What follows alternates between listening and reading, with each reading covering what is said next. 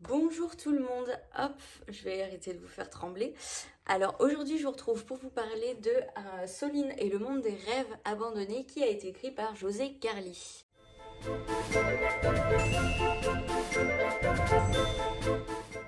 Alors c'est un livre qui a été écrit en 2019 et qui fait un petit peu plus de 300 pages.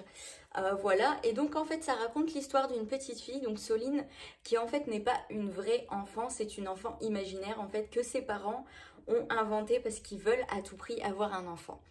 Et le jour où sa mère va tomber enceinte, et donc qu'elle va attendre un vrai enfant, tout simplement Soline va commencer à disparaître puisque les parents n'ont plus besoin d'enfants imaginaires.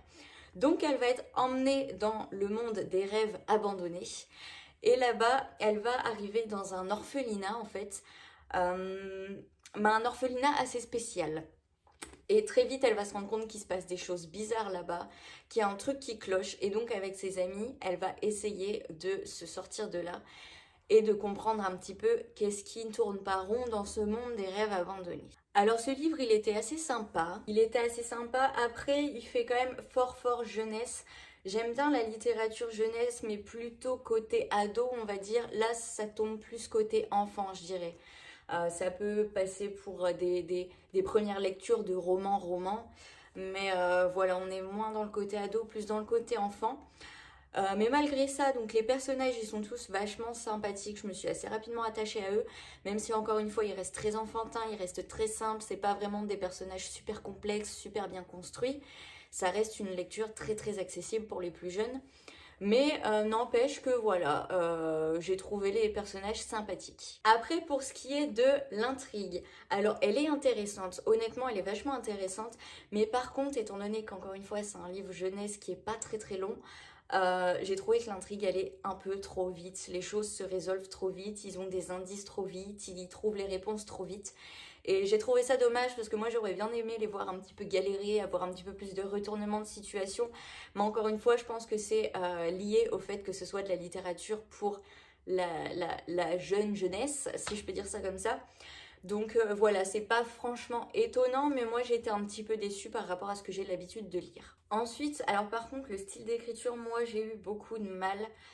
Je saurais pas vraiment dire à cause de quoi, parce que c'est pas forcément une écriture super enfantine et super simple à comprendre. Il y a des mots que moi-même je comprenais pas, que je ne connaissais pas, j'ai dû sortir le dictionnaire, enfin le téléphone pour chercher sur Google. Et mais je sais pas, il y a quelque chose avec le style d'écriture que j'ai eu du mal à accrocher au style en fait. Je pense que c'est tout simplement une affaire de goût, mais j'ai eu du mal à rentrer dans l'histoire, à rester dedans. C'était un peu, voilà, j'ai peiné à, voilà, rester dans l'histoire et puis à vraiment me prendre dans l'univers qui a été créé dans ce livre. Et donc, ouais, j'étais un petit peu déçue quand même. Du coup, pour la note, c'est un petit peu bof. J'ai mis 3 sur 5. Alors après, je pense que voilà, ça peut être un livre super intéressant pour les plus jeunes.